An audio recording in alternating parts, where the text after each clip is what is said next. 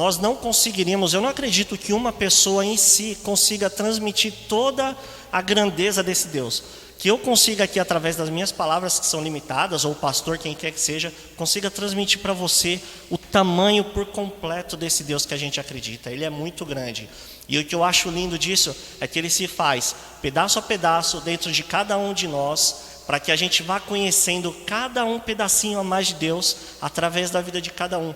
Eu conheço muito da vida de Deus através da vida do Juninho, através da vida da Jo, através de várias pessoas que, se eu me privasse às vezes de ter uma conversa com eles, eu deixaria de conhecer um pouquinho desse Deus. E aí a gente vai entendendo que o porquê que Jesus pega todos os mandamentos e resume num só: amai o próximo, assim como eu te amei, assim. Então você vai entendendo que amar o próximo vai muito além do único sentimento pela pessoa em si, mas de conhecer esse Deus que está dentro dela, amém?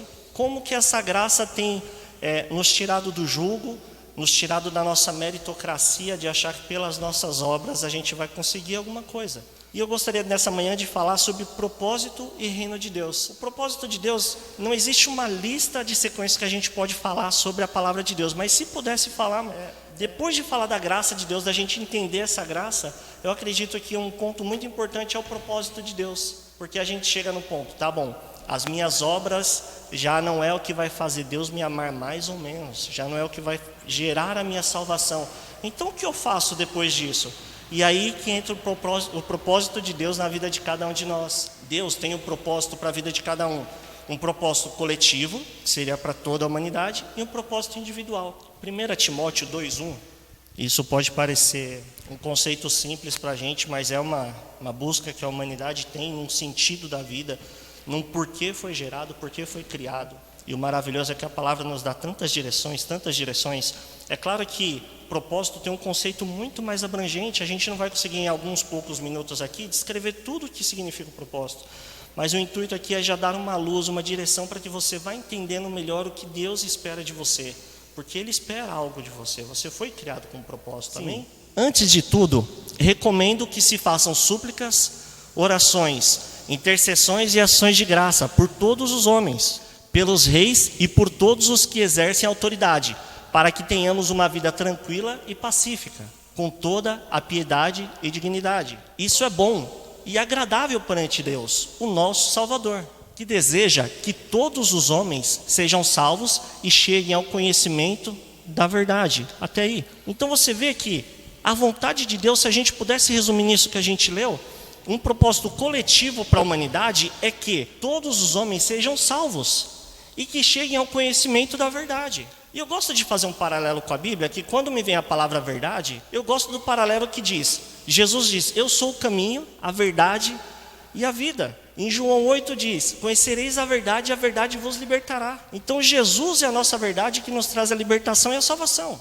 Só que aí você pode me dizer, o que essa verdade nos diz nessa manhã? O que é essa verdade? O que Jesus?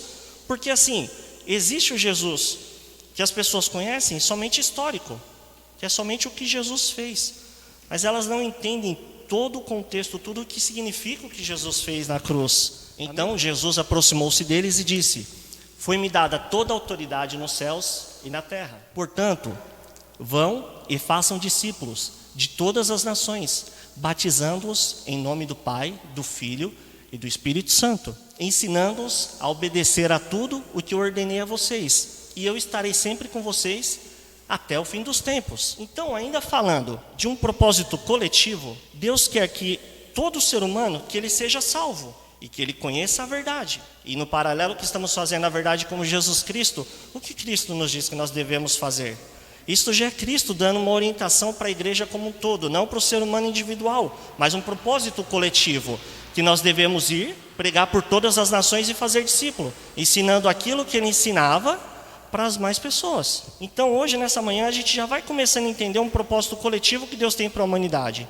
E que a gente vê que hoje, infelizmente, ainda não é o que acontece numa grande massa. Tão fácil hoje você divulgar através de mídia social, de internet. Pensa no tempo de Jesus, Juninho, como que era para ele pregar, o alcance que tinha a palavra dele. E hoje a gente tem uma facilidade de colocar uma coisa em nossas redes sociais e chegar num outro país, num outro estado, na outra ponta do mundo. Então, como que a gente está absorvendo isso que a gente tem recebido? E como que a gente tem transmitido isso para as pessoas? Como o que a gente tem aprendido de Cristo tem impactado as pessoas nesse dia? Em Efésios 1:5 diz o seguinte: em amor nos predestinou para sermos adotados como filhos, por meio de Jesus Cristo, conforme o bom propósito da sua vontade. O que me chama a atenção é que sempre quando Deus fala da vontade dele para o ser humano, como um ser coletivo, ele fala sempre que o propósito dele é bom. E quando ele fala que nós somos filhos, cordeiros de Jesus, isso significa, na época de Jesus, ele era chamado de Emanuel, porque significava Deus conosco. Então Deus caminhava entre nós conosco. E aí Jesus fala, é necessário que eu vá para que ele desça, para que o Espírito Santo seja conosco. E hoje já não é mais Deus caminhando conosco, mas Cristo dentro de nós. E isso é o que nós precisamos multiplicar. O paralelo que eu faço disso daqui é o seguinte: o Juninho falou sobre amor, sobre a pessoa se sentir amada. E o que nós vemos hoje, pensa comigo, irmãos, é claro que isso pode parecer um conceito simples, porque a gente escuta domingo a domingo isso, que o Espírito Santo habita dentro de nós, que nós somos salvos, que nós somos curados e libertados. Mas existem pessoas hoje que não conhecem isso ainda. Existem pessoas que ainda caminham debaixo de jugo. Existem pessoas que às vezes não se sentem bem por causa de acusações com a sua própria aparência, com o trabalho onde ela trabalha, com tudo. E hoje a gente tem uma vida diferenciada porque a gente vai aprendendo de Cristo que nós somos amados. E o que eu vejo é que as pessoas hoje, infelizmente, ainda não conseguem enxergar essa verdade. O povo ainda perece. E se a gente colocar aqui, perece por falta de conhecimento, eu posso colocar nesse paralelo com a palavra que o conhecimento é de que Cristo habita dentro dela. Eu já tive uma situação em que olharam para mim e falaram assim: aconteceu uma situação X lá, poxa, se você estivesse lá, você teria posto as mãos, teria acontecido tudo. Eu falei, mas você estava, não é pela força das minhas mãos, mas pelo Cristo que habita em mim, entende? E era isso que Jesus ensinava para a gente. O mesmo Cristo que habita em mim, habita em você. Então olha a oportunidade, você poderia ter imposto as mãos também. E teria acontecido a mesma coisa que se eu tivesse imposto. Não, mas espera, eu não vou tantos domingos na igreja quando você vai. Mas isso não faz diferença, irmãos. O que a gente tenta deixar sempre muito claro é que as quatro paredes é um lugar para pessoas com o mesmo intuito se reunirem e agradecer a Deus. Receber uma palavra de Deus, multiplicar o que a gente tem aqui. A gente aprende muito através da ministração, mas através de um louvor que uma pessoa canta, através de uma oportunidade dada, através de uma palavra que uma pessoa tem e vem aqui e fala para a gente. Então aqui, não é que o evangelho aconteça aqui, dentro das quatro paredes. O que eu falo muito aos pastores aqui é que aqui é só um lugar de comunhão para a gente, com pessoas com o mesmo intuito. Mas o evangelho começa lá fora, amém? E quando a gente entende isso, a gente começa a multiplicar o que existe dentro de nós. O que a gente, como corpo aqui, compartilha nesse lugar, amém? E aí, vai de encontro com a palavra. Que é isso que Cristo quer que nós façamos. Que nós vamos pelos quatro cantos desse mundo, multiplicando isso que a gente está aprendendo. Irmãos, eu falo, como a gente escuta todo domingo isso parece um conceito muito claro para a gente, mas tenta conversar com uma pessoa que não tem essa oportunidade de vir todos os domingos na igreja. E você vai perceber que ela não entende que o amor está disponível para ela de forma gratuita. Infelizmente, na nossa sociedade, a gente colocou condições para isso. A pessoa acha que por ela não vir na igreja todo domingo, ela é menos amada do que a pessoa que vem, que toma ceia e tudo mais. Então entende como a gente, como sociedade, vai condicionando o ser humano a isso? E por que eu falo tudo isso? Porque essa é uma acusação que vem sobre a vida das pessoas, que a gente entende que não tem poder, mas que a gente precisa levar como povo para essas pessoas. Esse é o propósito coletivo que Jesus quer que nós façamos. Essa é a primeira verdade que nós temos que levar para as pessoas. Jesus é o caminho, a verdade e a vida. E Ele é intencional em tudo o que Ele faz. Por isso que eu amo a Cristo, porque se você vai entendendo essa questão de propósito, ninguém nasce à toa, irmãos. Você não está no seu trabalho à toa. Você não passou pelas situações que você passou à toa. O que eu mais vejo as pessoas falando é: sabe, eu não faço nada de mal para as pessoas, eu não sei por que isso aconteceu comigo. Eu não sei por que essa dificuldade que eu passo no meu trabalho, eu não sei por que essa dificuldade que eu passo na minha família, eu não sei por que essa dificuldade que eu passo na igreja que eu vou, em qualquer situação. Mas o que a gente precisa analisar é que muitas vezes essas situações te formaram a pessoa que você é hoje. Então você precisa entender que nada do que você passa é por um acaso. Tudo é intencional de Deus. E se a gente pega e vai entendendo o propósito individual, o propósito coletivo, Cristo, e às vezes a gente fala assim, é muito complicado, mas levar a palavra de Deus e tudo mais, Cristo ainda completa nos dizendo assim, vocês farão as mesmas obras que eu e ainda maiores. E eu não sei vocês, irmãos, mas a primeira vez que eu ouvi isso, eu falei, como? Sabe, só que a primeira vez que eu ouvi isso, eu ainda estava ouvindo, imaginando a força dos meus braços, imaginando, eu não consigo, eu não tenho nem como fazer as coisas que Jesus fez, nem ainda maiores, que isso? Só que quando a gente vai entendendo todo esse contexto que eu estou falando, que já não é pelas nossas mãos, mas Cristo que habita em nós, aí já começa a fazer sentido isso. Pensa que Jesus viveu 33 anos da vida dele, e o pastor Leandro costuma dizer, o que ele teria feito se ele tivesse vivido até os 100 anos, até os 200 anos. E a boa notícia nessa manhã é que essa continuação da vida de Cristo e tudo que ele poderia fazer e tudo que você imaginou nesse pequeno segundo aí que ele poderia fazer, ele vai fazer através da minha e da sua vida, amém? Salmo 139, 16. Eu queria falar para vocês agora, é claro que a gente está falando aqui num conceito de uma direção de Deus para toda a humanidade. Só que você me pergunta, tá bom, Jonatas, mas ainda não entendo o que eu, no ser individual, qual é o meu caminho, qual é o meu propósito. Em Salmo 139 diz o seguinte, os teus olhos viram meu embrião, todos os dias determinados para mim foram escritos no teu livro, antes de qualquer deles existir. Como são preciosos para mim os teus pensamentos, ó Deus, e como é grande a soma deles. Volta por favor. Esse versículo a gente já leu em vários lugares. Só que, dentro dessa questão de propósito, o que eu gosto sempre de imaginar é o seguinte. Às vezes a pessoa fala, não entendo o meu propósito, mas entenda que, desde a sua geração, Deus já te criou por um motivo.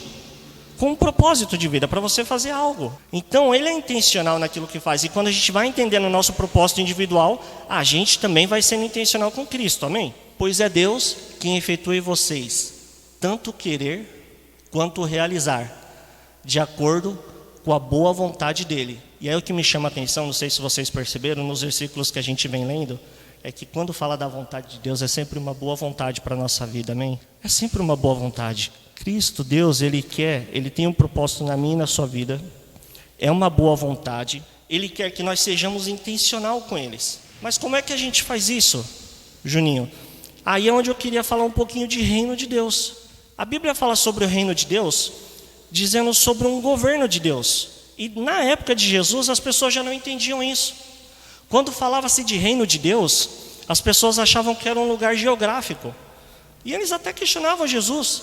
Falaram, Jesus, mas como que vai vir o reino de Deus? Onde vai ser? Certa vez, tendo sido interrogado pelos fariseus sobre quando viria o reino de Deus, Jesus respondeu, o reino de Deus não vem de modo visível, próximo. Nem se dirá, aqui está ele, ou lá está, porque o reino de Deus está no meio de vocês. Se você pegar o que isso toca no meu coração e falar muito forte, é que Jesus estava nos dando uma lição valiosíssima. Que o reino de Deus não é um lugar geográfico, onde da forma que você está, você vai lá e só adentra nele. Não, o reino de Deus está dentro de vós. Se a gente pegar o conceito de reino e trocar pela palavra governo, nós vamos entender que o governo de Deus, a direção de Deus na nossa vida, aí você vai entendendo o que é o reino de Deus. Então o reino de Deus nada mais é do que um governo de Deus nas nossas vidas, o que nos dá uma direção. Quando nós aceitamos a Jesus e entendemos essa verdade, nós passamos a não agir mais pelas nossas forças, mas pela direção de Deus. Eu tenho o intuito de fazer algo, mas se isso não vai me levar para o meu propósito, Deus vai te dar direção, Deus vai te orientar. E aí quando você vai tirando as suas vontades, quando você vai tirando toda a força do seu pensamento, das suas mãos, aí começa a fazer sentido o que Paulo dizia. Já não sou mais eu que vivo, mas Cristo vive em mim. Porque já não era mais pelo que ele cria, nem pelo que ele achava que deveria acontecer, mas pelo que o reino de Deus que o governava e que governa cada um de nós, nos dizia. Então algo que eu tenho aprendido e desde a primeira vez que eu ouvi, eu achei sensacional. A oração é um diálogo entre você e Deus. Mas perceba que por muito tempo, para nós a oração foi apenas um ponto em que a gente falava com Deus. A gente só jogava as coisas e falava. Você já no meio da sua oração ficou quieto para ouvir? Aquilo me quebrou. Eu falei, não.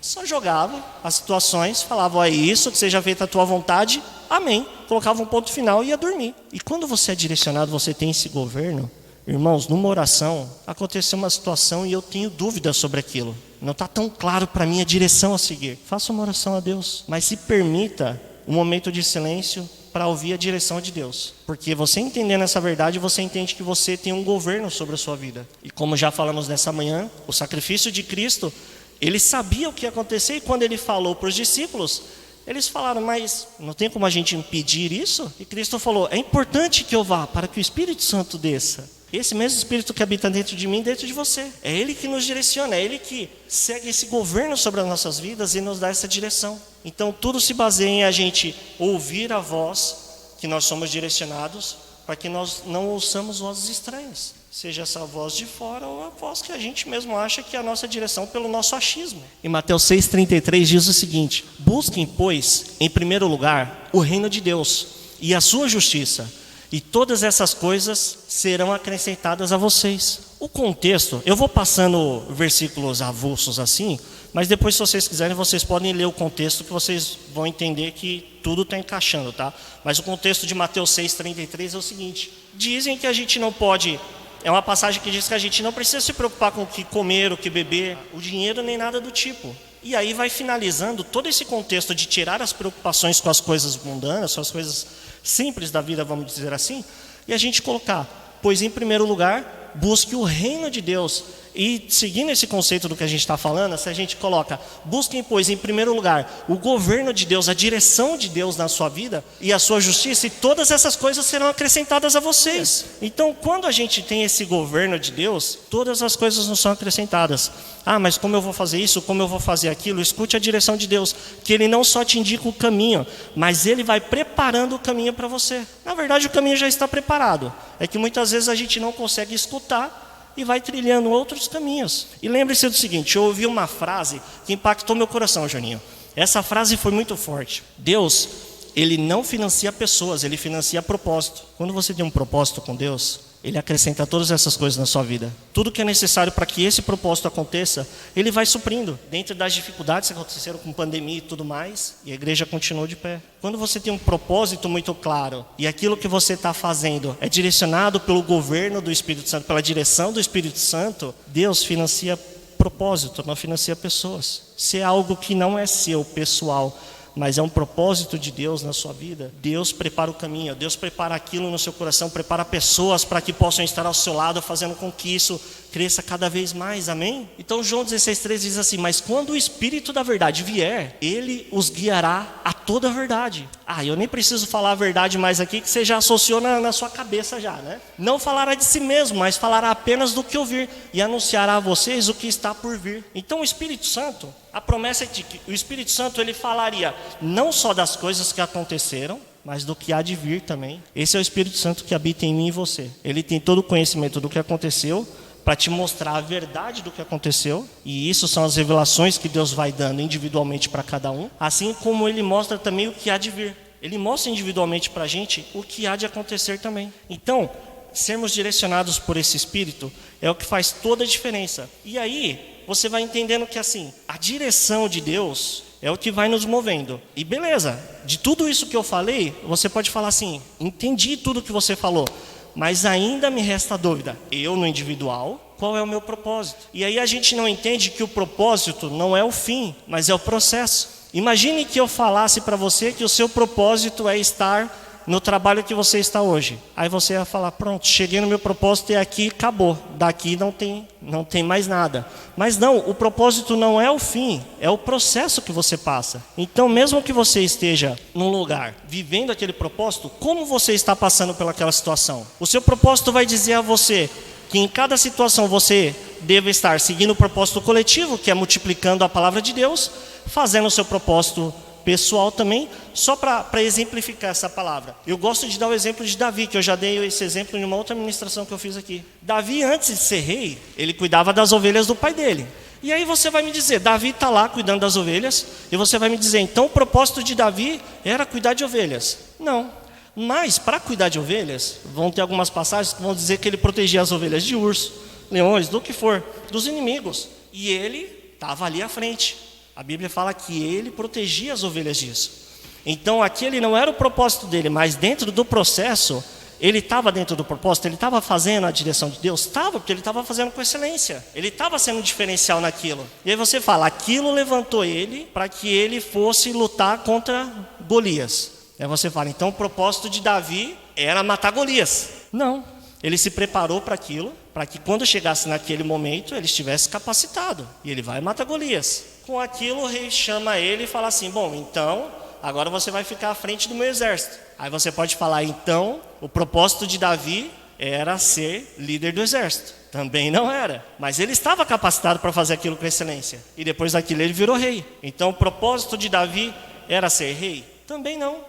Foi mais uma das fases que ele passou fazendo o propósito de Deus. E em tudo que você lê na Bíblia sobre Davi, não era o lugar onde ele estava, o posto que ele estava, que vai dizer o coração de Davi, nem o propósito dele. Era o coração quebrantado de Davi, que onde estava fazia com excelência, onde estava mostrava o Deus que ele servia. E mesmo quando ele errava, ainda assim ele tinha um coração quebrantado. E esse coração fazia toda a diferença. O que Deus procura nessa manhã são corações que estejam quebrantados, dispostos a ouvir essa palavra, a entender e a entender o propósito que Deus tem individualmente para cada um. Romanos 12:2, que esse é um versículo, irmãos, que faz toda a diferença, que é o que rege a gente, que é não se amoldem ao padrão deste mundo, mas transformem-se pela renovação da sua mente, para que sejam capazes de experimentar e comprovar a boa, agradável e perfeita vontade de Deus. Se você pega tudo que você tem aprendido, tudo que Deus tem mostrado, mostra esse pedaço de Deus que existe dentro de você para as outras pessoas, as pessoas também não vão se amoldar ao padrão desse mundo. Você não vai ver as pessoas tristes, depressivas, por conta de uma sociedade que impõe coisas que não faz sentido. Então ela não se amolda mais aos padrões desse mundo, mas ela se transforma pela renovação da sua mente, para que sejam capazes de experimentar.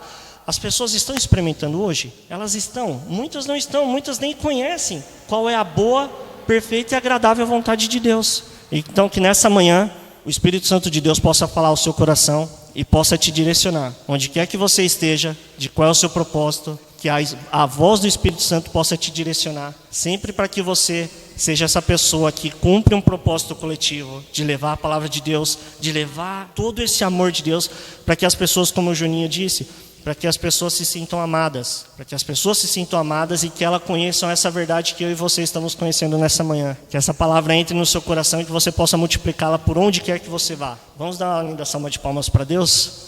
Aleluia!